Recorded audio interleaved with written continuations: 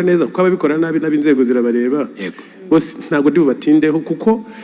imirimo yose ikorerwa ku mbuga nkoranyambaga ni imirimo buriya ari amavideo yose abantu bafata bira byose abantu bakora content zingana n'amafaranga nibyo mwavugaga bya views ku rubuga rwa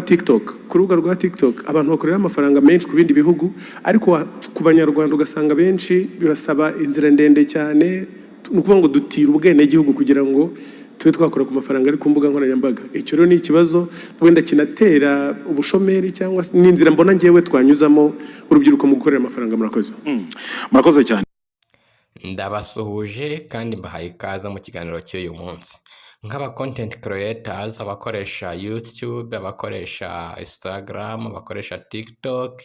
ndetse n'izindi mbuga nkoranyambaga zigiye zitandukanye cyane cyane YouTube TikTok abashobora kuba bazikoreraho ibiganiro bagakenera kuba bakinjizaho amafaranga twakunze kenshi